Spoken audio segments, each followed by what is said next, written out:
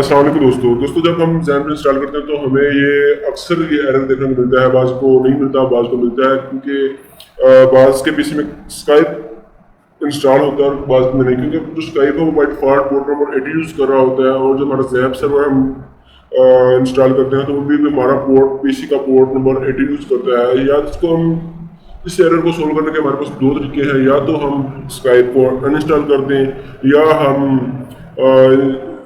का जो XAMPP configuration का मैनुअली जाकर उसकी पोर्ट नंबर चेंज कर दें।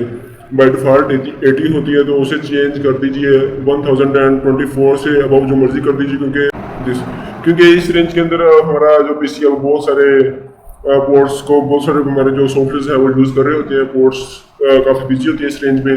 सो आप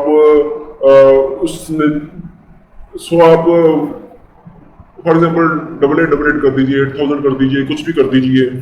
ये मैं दो इसलिए कहा कि ये ओपन वेब डेवलपमेंट के लिए यूज़ कर रहे होते हैं, अक्सर हमें लोकल होस्ट 8080 देखने को मिलती है।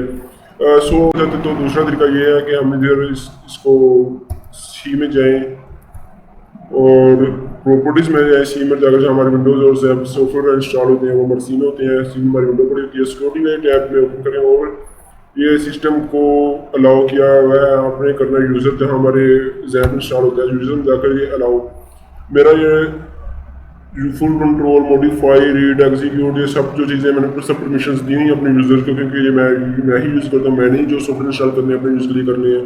सिंपली आपके ये सब चेक नहीं होंगे, आपने सिंपली एडवांस में जाएँ, एडवांस में जाकर यूज़र को डबल क्लिक कीजिए और ये सभी ऑप्शंस को फुल कंट्रोल दिस ऑल को आप चेक को अप्लाई कर दीजिए एंड ओके कर दीजिए। तो इससे आपका जो होगा ये जो प्रॉब्लम होगी वो फिक्स हो जाएगी। अगर आप इससे प्रॉब्लम फिक्स नहीं होती तो आप ये करने के बाद आप अपने XAMPP को मैनिपुलेट भी कर सकते हैं।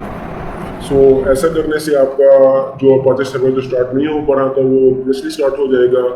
And thank you, please subscribe my channel if you are new, please support me. अल्लाह हाफिज़।